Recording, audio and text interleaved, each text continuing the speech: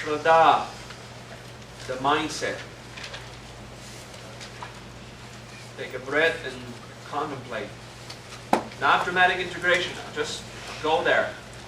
Chittani, you say at the same time. Shraddha, you get it. Once you get it, okay, I'm just here. And you feel that security of insecurity does not exist anyway, so why bother? Okay, that point of just let go of your stuff. And Chittani, letting go of who's right, who's wrong, and accepting things as they are. Say, okay, I'm just going to take the next thing to integrate and to discover. Now we're going to do a step forward in that line of process. What is love? Love is a fundamental experience in everything. Sometimes love is obvious. Love is all that wanting to be cared for, to care for others. The exchange is all about relationship. But there's something more fundamental about love that has nothing to do with possessions, relationships, or identity. What is the holy way to feel or experience love? So just look at how much your human is stuck with animal ideas or animal interactions regarding love. In the experience of love, it's always about the kissing and the fucking. Copulation, contact, affection, tenderness, who's going to give me attention? We come back to the Shraddha and Chittani. Who's going to validate that I exist, that I can be loved? Am I a good person to be loved by another? All that love thing.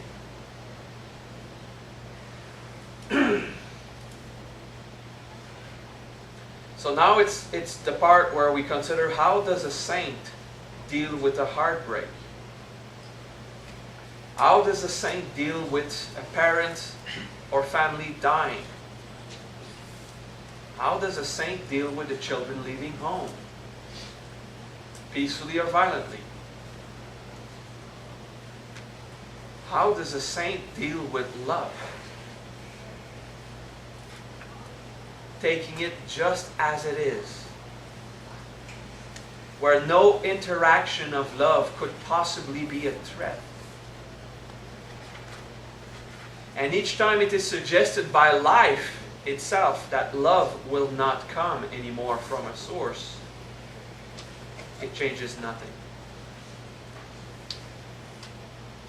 If your girlfriend is not going to love you anymore, if your parents throw you out, if your children revolt against you, if your boss throws you out, and if loved ones die, to take it just as it is. All these events of life, including birth, death, three key components: birth, marriage, death. Marriage being a dream. Marriage does not exist. I'll do a parenthesis on this. Can you make me a coffee? Too green, too sugar. Right now. You doubt it. Thank you. On the moment I say I don't want it anymore, it's exactly that. And at the moment I say I want one, could you please make it? It's exactly that. You don't have to. If you want me to help you, you help me. Now I want a coffee. That's what I want. You're doing it all wrong. How can you mess up just doing that? You're okay. You're okay. I validate you. Thank you. Birth is an absolute truth of our reality, regardless of how much we could justify to Buddhist, yogi, Brahmanical, Hindu, or Confucian, Taoist. It's an illusion. It never happened. Bullshit. I'm sure that any woman who gave birth here find it to have a certain threshold of realism. So we'll call it, it happened. Okay? The illusion is all about the thing that it's your child that you just gave birth. That you own it. That it must validate your love as a mother by being a child. The interaction of everything that you've put, which is not purely as it was created. Okay? That it should do its nights starting from that age. That it should wipe its own ass starting from that age. All this stuff that is systemized and conditioned in society. That's the illusion. That's the dream. But that the child takes a dump when he takes a dump, that's the truth. Why? Because he just took a dump. Okay? It's just as it is. That's what I mean. Okay? That we're still in Chitani there. So birth, that's a pure fact. Death, you can imagine that someone did not really die. But there's a fact that that soul was embodied somewhere. Oh, you put it correctly. That's good. That's exactly where I am right now. Conscious and affirmative. That's perfect. You just went like that, eh? Yeah, so that really is my state of being. It's pretty good. I have a validation system where the paper fold happens in 360 degrees compared to the position of the place where I take the coffee. Okay? And whatever is my state of being, I've casted a spell on myself that it will always validate a description according to the entire wheel and what it means. Okay? But then she knew my system and she tried to control it and she screwed it up. And I said, no, that's control. That's not you just going, let's see what I create instead of you controlling. That's why I was fooling around with the coffee thing. Thank you so much. You can go throw it away now. No? Okay, you see? That time I was teasing.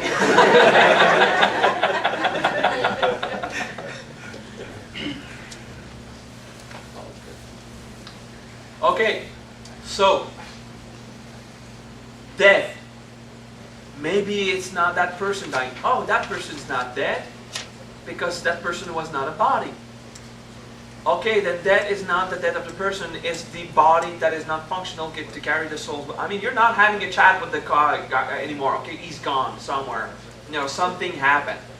Okay, all the crap about what is real, what is not, let's use words to name things that happen. Okay, so death is also an absolute truth. Marriage is not an absolute truth. It is a classification of moments of getting together or not. Okay? Doesn't mean it's bad. It's good. You can use that system. It's okay. Just don't take it for a real thing. Like if God created us to get married. No.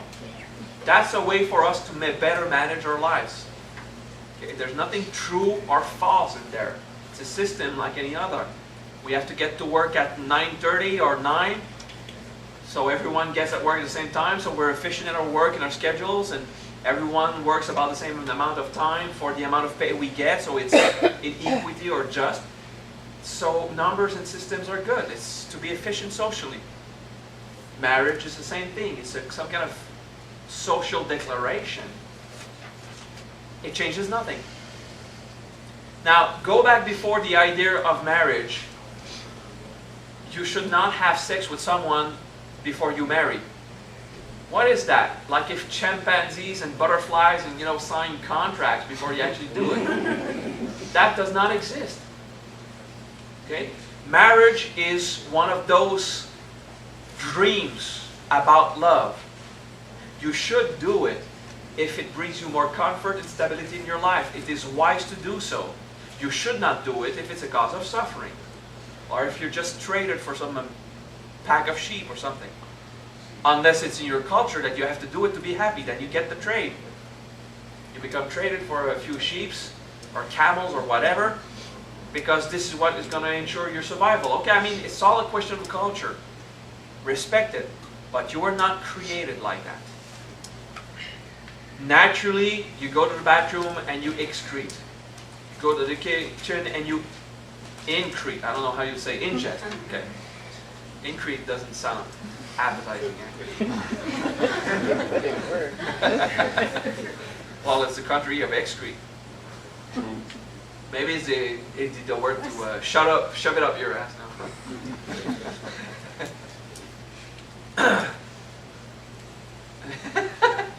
I was just waiting for you to just drop out of your... Why are you saying that, Maha? Just laugh at it. Or not. Okay, so you were created purely as you are. The way you've organized this is not real. If I see your minds are not following, I'm going to just go to a full tab again and say stupid thing again. Maybe ask for another coffee. I don't know. Try to keep your mind here, alright? The marriage thing is an illusion. You have never married anyone. You have never divorced. You were not created. You were not born with a contract in paper. You're not born with pens and pencils or computers or ways to report very fixed and controlled relationships. It is wise to do so to be happier in life, but it's not a rule. Okay? So now we get to the third step of that teaching. There's Shraddha, about the place. Okay? Exist. Okay. Then there's Chitani, how do I exist? The feeling, the state of being. Then we'll go on with Premani, which is objective love. Premani.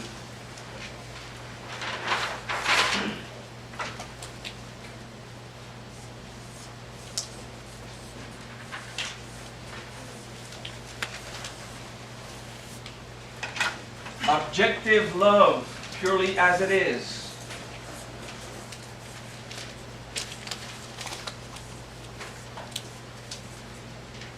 Now we must add another adjective there.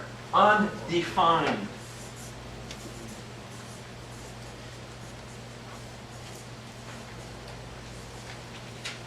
Is this good English?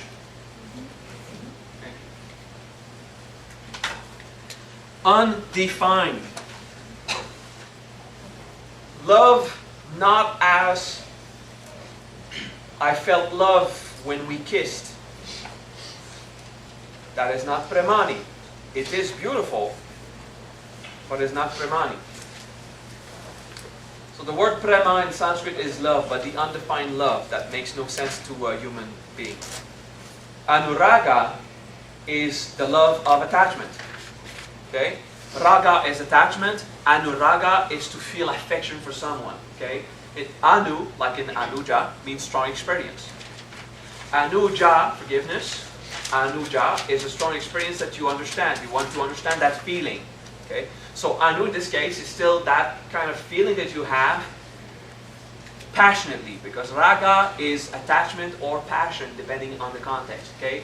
So to be passionately involved in an experience, that's Anuraga. Okay? And Anuraga is your misinterpretation of love. Okay? Means to be strongly attached to something or someone. Bhakti. Bhakti is devotion.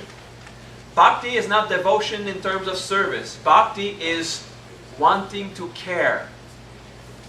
Okay? I love you, and because of that I care for you. So it's not attached to the passionate experience. It's more, I want you to be better. And of course, bhakti, we said it was holy because the disciples in India always do bhakti in service to the master. So bhakti became service, but bhakti is a form of love. It's I care. Okay? I care for. And that caring for, I love you, I want you to be happy.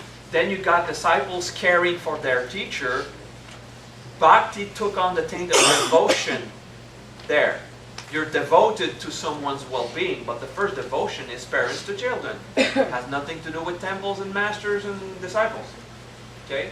The original bhakti is family-oriented until it got absorbed in the religious way, and then that word was more like the devotional work. Bhakti is a form of love. It's caring. Okay? Even if you get nothing out of it, you just want to provide because you're driven by a force, which is love. Okay? It's beautiful, but it's still not prema. Prema is love undefined, and premani is to stay purely objective. there is love. And that's it. So it's not love with a lover, not love for children or master. It's an experience of love as it is. It can be with a lover. It can be with family and relatives and friends and spiritual master, devotees. It can be.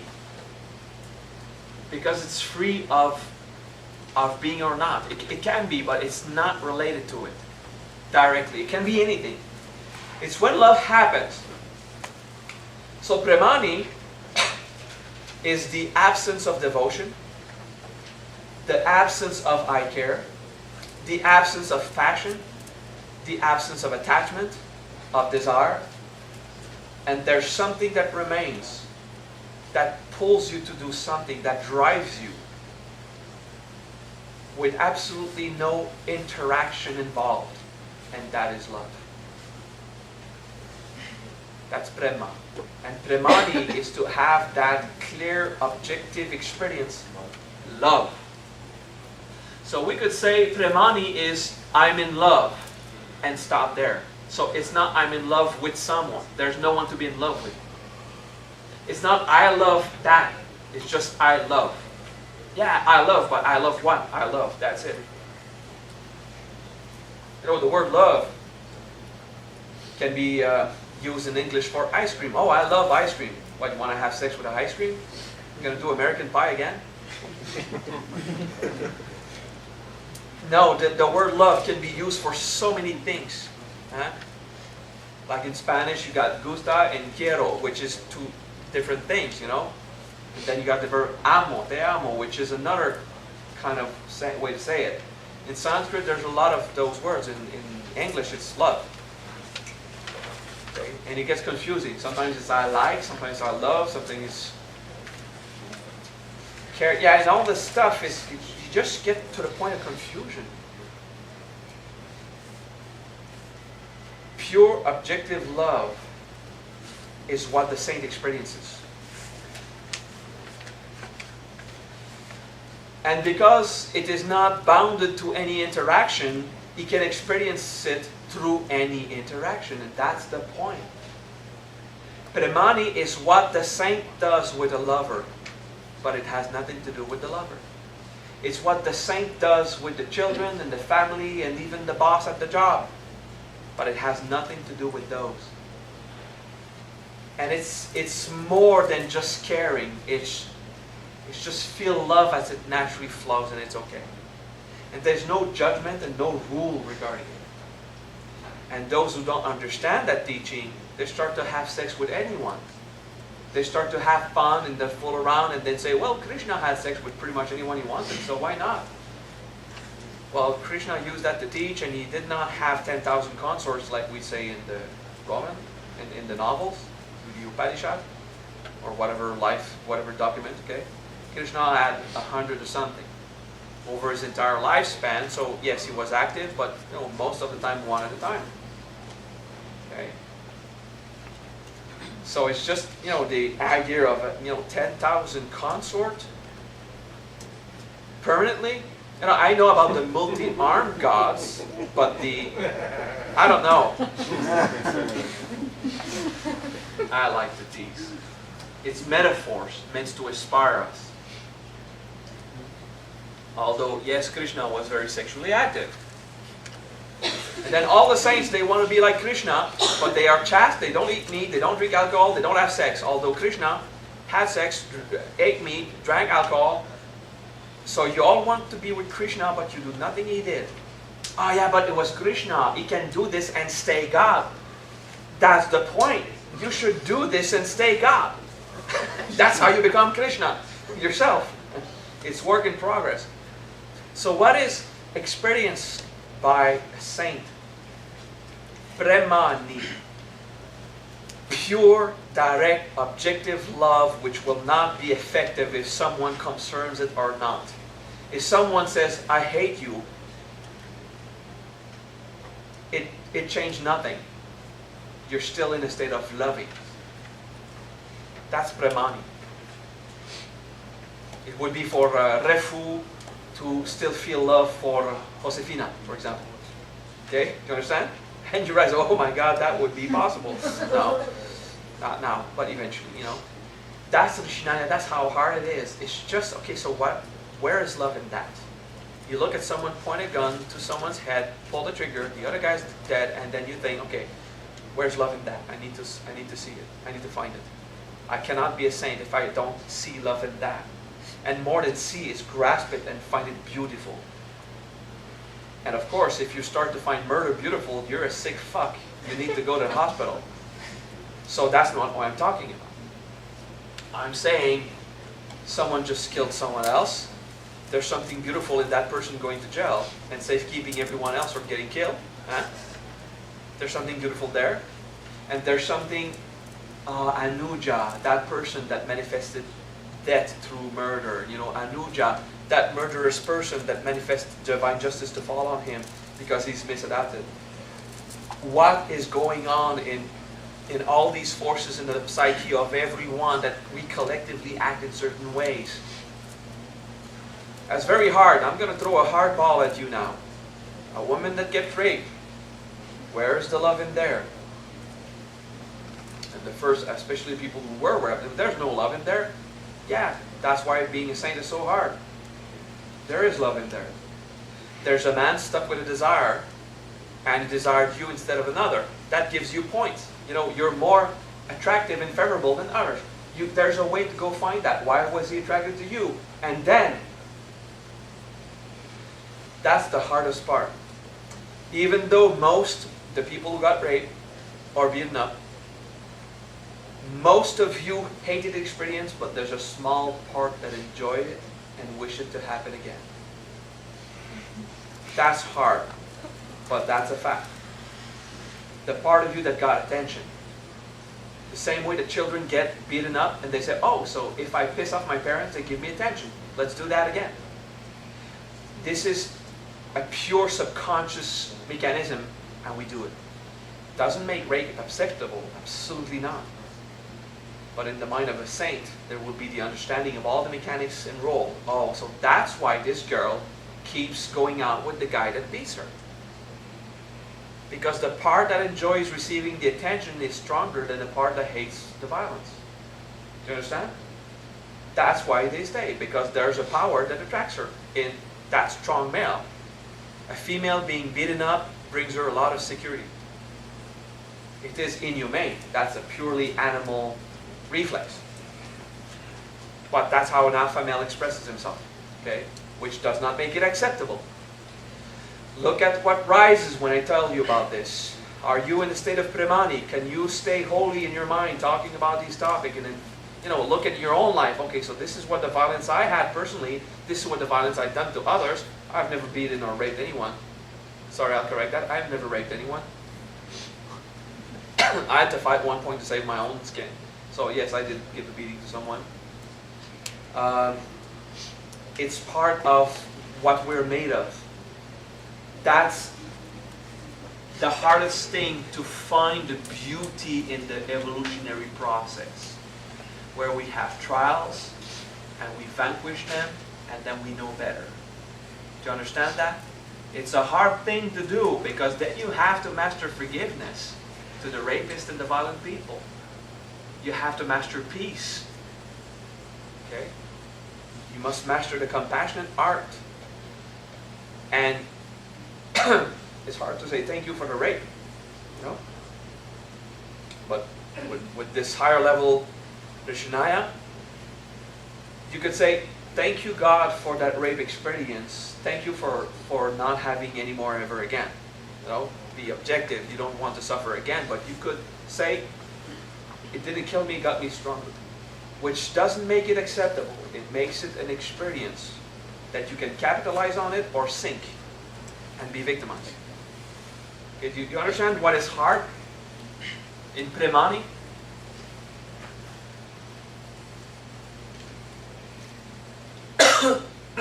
Premani must not be invoked as a justification for evil intentions. Premani is to be conscious of really what is love. In every experience. And what pulls us in those weird situations or clear situations? It's not something that is easy to sink, but with contemplation we can make peace with it. Start with making peace with it, and then you can go to the stage of forgiving it, and then you can go to the stage of having compassion for yourself and the other, and then the gratitude, and then be mindful again. Okay, now I'm fully here, so that I have faith. Let's see what happens. It's all a process, integration through the Rishi Naya steps. Make peace with it, then forgive it, then have compassion, then say thank you for it, and then be there. And then faith, boom. Just make steps of the healing process. Give yourself time. Chittani requires that you give yourself correct time. If you can't do it in 5 minutes, it takes you 5 months, 5 hours, 5 years. Chittani is, okay, I'm just going to do the next step and go where I can go. But I will go the next step. I will do it. And I will not linger around and wait. It's all these pressures inside that are conflicting, and your animal wants to defend itself against a further experience of violence, a future experience of violence. So we should not accept rape. Of course we can't accept rape to reproduce, to re-happen again. But rape is not bad. Rape is not good. Rape is an experience that causes suffering, so we should avoid it out of compassion. Okay. So one aspect of Chittani, the more I go in that, the more I have to involve every aspect. Shraddha, Chittani, Premani, we're just constructing. The more you go in there, in the Chittani objectivity of all experiences, the more you dissolve good and evil. Good and evil does not exist. There are experiences and what happens. That's it. So, good intention, evil intention. And if you define there's evil intention in an event, boom, you're blocked. Forget about seeing love in there. It's over. You can't go the next step. That's hard for the mind. That's challenging for a system of values. So for that, I need to explain to you a few little things about Chittani again.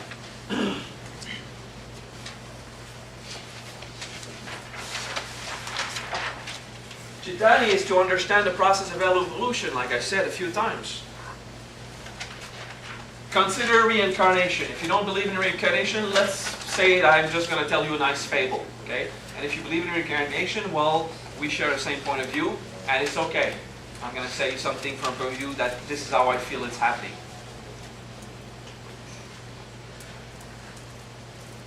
A soul is not a soul.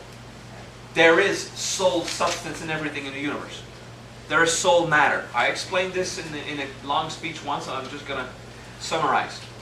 And some of that soul matter interacts with biological goo and sticks in it. And then you have soul into a cell. And that monocellular being dies, but that little drop of soul still remains a drop. It retains individuality, and now you have a soul. The same way that you didn't have a raindrop, you had a cloud where everything was just that humidity in the air, until something caused it to isolate it, and you have one drop, and then it becomes one. There's separation that separate that drop of water from the entire wholeness of the cloud, which is just gaseous humidity. And I don't want to go deeper in the metaphor about, well, they're still all atoms separated. Well, yeah, every metaphor has its flaws. And I want to use this one as the cloud is one unified mass, and a drop of water is just one drop of water. Okay? So there's soul substance in everything. And like if it rained a drop of soul, and a drop actually just pops into a cell, and you got it. And then it comes back into a multicellular entity, and then through bugs and fishes and plants and whatever you use, it progresses. It will do plant before fishes anyway. But it progresses, and each time it has a more and more complex nervous system. Until it gets to mammal, and it has a lot of abilities to perceive. Now, an animal does not ask permission, can I take this little wood stick? You have a chimp, wood stick. Is this anyone's wood stick? Can I take it? Because I want to hit the rock with it. It just goes, it starts to fool around, There's no concept of property, of ownership of land. There's an idea of territory, which is not as precise as we have grids and lines. There's territory, and then there's the guy who is stronger owns everything. But if he's not using it, why not me, you know? So animals just roam around and take and use the objects they have around if they can manipulate it. I would not imagining a cat being the owner of the little ball. But if it sees a little ball, it'll do it. If another cat comes, it's going to play with it. Hey, that's my ball. No, it doesn't. They don't communicate at the level of property. They don't get that. So these souls, after the complex systems like elephant, cow, dolphin, they will come into a human, which is a very refined nervous system, capable of handling more things. But the first lives we have as a human, the soul is still animal. You know, we're human, but we experience life like animal because for the last hundreds of lifetimes we were in the mammal sphere. So, a human wants something, he sees it, he just tries to get it. Someone says you can't take it. Yes, I can. So is this guy a violent thief? No. He's an animal. Because the soul, in its first human incarnations, does not grasp the concept of property, of ownership, of respect, of rules, of system, social system, culture, ways to do things. It doesn't get it. Okay? So they're not evil. A rapist is not evil.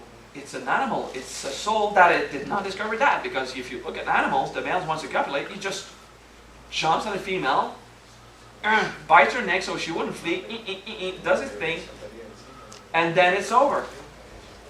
We don't call it rapes when we do see chimpanzees do this. We call this reproduction. Oh, now we have systems of rules. Oh, so why is it inappropriate for a male to force a female when in the story of creation it's always been like that? It is inappropriate. It's because these souls are not evolved enough to grasp the ideas. So are they evil? No, they're not evolved enough. Do you understand that? Is this good for your anuja, your understanding why people do experience like that? So the violence we have, the disrespect we have is just the animal traces we still have left. Okay? So a thief, a rapist, a murderer, while some murderers are sick fucks, you know, it went over bound the animal protecting his territory. It's someone sick, just killing for fun. That's evil at one point. And I would not say evil from my point of view. I just say, well, he got sick and he's got an experience and he's got to evolve like anyone else. So now you've got people who don't follow the rules because they're just animals and they do awful things. And at one point we put them to jail. We blame them, we reject them, we send them to rehab, but we do stuff with these people that are just animals in human bodies. No, they're humans at this point of evolution. The soul doesn't grasp more refined concepts. So we put them in jail and we do things to them to limit them and they suffer. So what happens with these people? They are souls who discover, I was just free to do whatever I wanted for a while and then I get to this human stuff and I can't anymore. And it hurts if I don't follow the rules. They'll punish me. So now you've got a soul that feels, if I don't follow the rules, I'll be punished. Their next few lifetimes, they will be the gray people, the sheep people. They will obey every single law, and they're the extremely strict and rigid people. Because if you don't follow the rules, it's gonna hurt. So they follow the rules and they're encased in their rule system. They don't steal, they don't lie, they don't do awful things. They're great and dying while they breathe because they are so encased in a rule system. They're not respecting anyone out of compassion. They're just afraid of being punished. They don't know about it. Okay? So you've got the soul completely free anarchist, actually just how God made them. And then you got that same soul that says, I need to obey the rules. And if you don't obey the rules, I'm going to scold you too. And they work in that system. until you suffer of obeying the rules too much. And then you ask yourself as a soul, okay, don't follow the rules, you're hurt. Follow the rules, you're hurt. Okay, what's going on? Because I'm screwed from both ends now. Okay? So what am I going to do? Now you start to want to know what's going on and you become a spiritual seeker. Now you're going to start respecting the rules out of compassion, but if a rule is not worth being respected, you're just going to enjoy yourself and go beyond them. Okay? Then you start to discover how to just live freely, but respecting others. And okay, so you see, that is the process of evolution. So Chitani requires you to keep in mind that everyone is at a certain level in their evolution. Everyone is different in their level of evolution. Everyone has a different dharma. Their next lesson is different. Therefore, they have to be dealt with differently. They have to be cared for at the level they are. When the child is learning how to walk, you teach it how to walk, not how to run. You teach it how to walk. Is it 1 year and a half, can't even run. Can't even ride a bike. I bet he doesn't have his license to drive. Little freaking kid, 1 year and a half. That's how you're talking to your fellow neighbors. That's how you're talking to your friends. Like this guy making $100,000 a year, looking at a poor guy, not even a millionaire yet. Huh. Who's talking? You know? This kind of idea. So, at your point, you know, some of us are enlightened. When you just get enlightenment, you just hide your play, but you're roaming around and you're very happy. And an enlightened mind is pretty clean. And at one point, you look at someone and you go, "Ah, that's because he's not enlightened." You know? And in this condescendent, diminishing, what the fuck are you talking about? How arrogant is that? Not even enlightened yet. Huh? Like if it was easy to start with, and like if you were done working on yourself just because you got to that experience. Okay? So you still do it.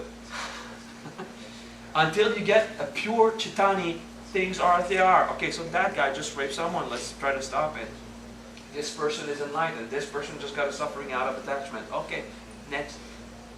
Take things as they are and not use that enlightenment as some kind of graduation or, you know, you don't, like the university people who've got PhDs, they just work hard at that and they got a paper to say you work hard at that.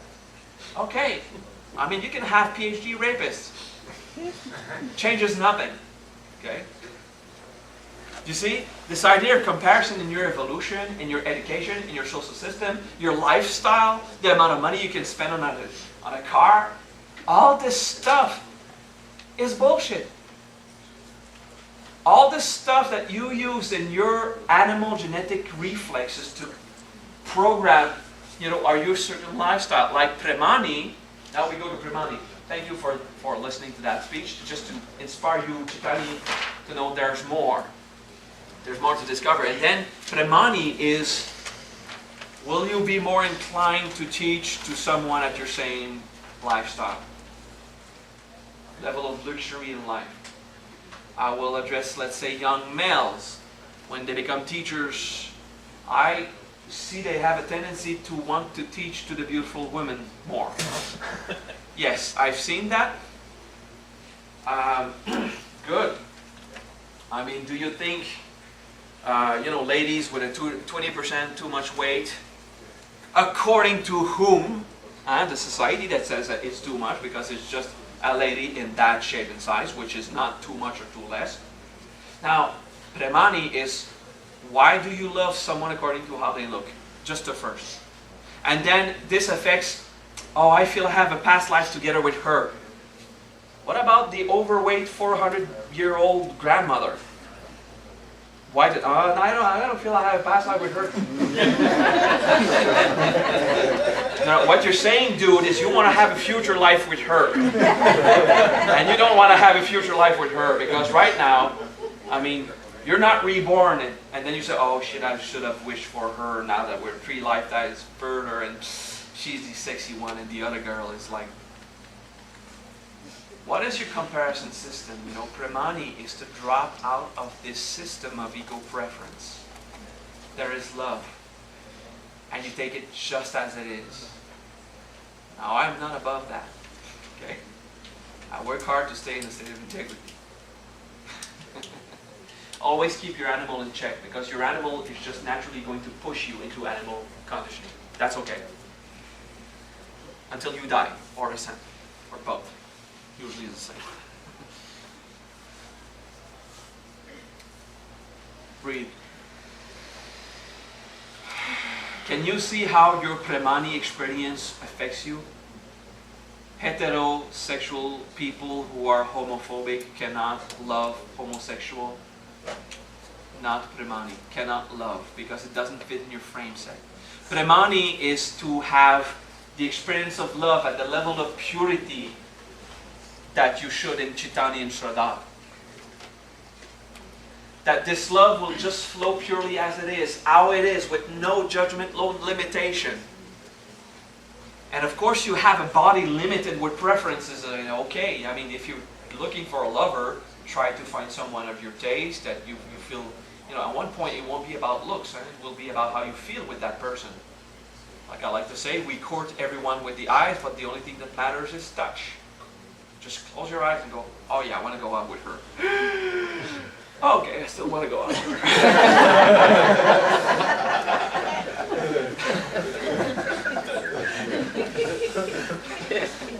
Humor is good, like I said, but especially when it reflects the truth. The thing is, how much are you stuck in your inability to be free? How much are you stuck in your patterns, in your belief, in your system, your classification? Who's higher than others? Who's more evolved? Who's in the good social caste? Look at this. It's not just the Chaitanya where you need to be objective. It's the Pramani. Can you love objectively?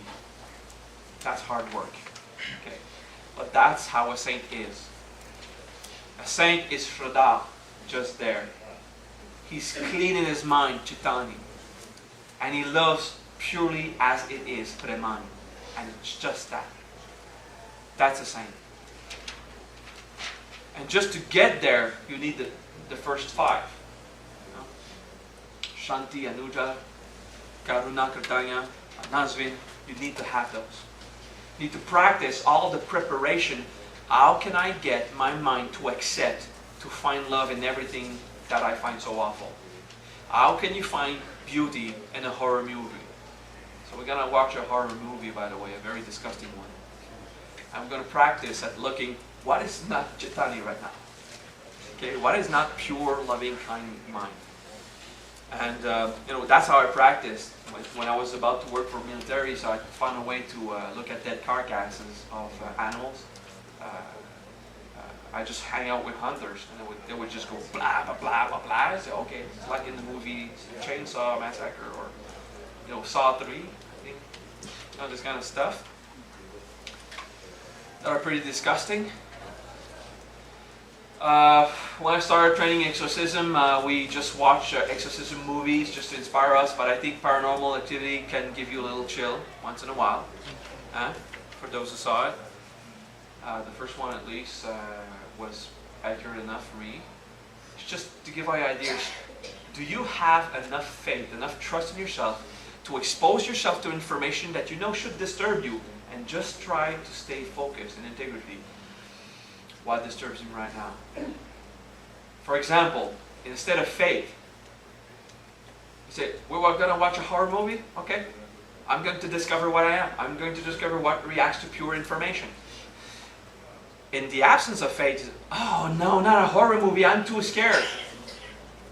Well, you have the right to be too scared, but a saint would not do that. A saint would not be too scared to discover what is the next trial. A saint would not be too stupid to throw himself in the next trial. But if it's what is going to happen, he's going to just take it. So that's what I want to inspire you with Shraddha, Chaitanya, and Pramani. That's what I want to inspire. These states of pure being, of just accepting things as they are, and staying focused on what is love. Is there love now? Can we find it? Okay. One thing at a time. Breathe.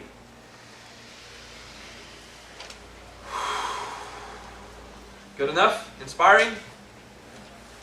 Give you stuff to work on? Let's go back to the abuse part. Each time you feel someone else takes too much place. Again, the physical abuse, the violence, the aggressivity, the raping part, any kind of abuse, someone threatening your life to kill you, trying to, in words or in physical acts. This kind of thing. I went through that. Kept my life threatened a few times. Someone tried to kill me by drowning me. I understand the feeling of being on the brink of I'm going to die if I don't fight my way out of this. I understand that. It happened in my young, turbulent youth.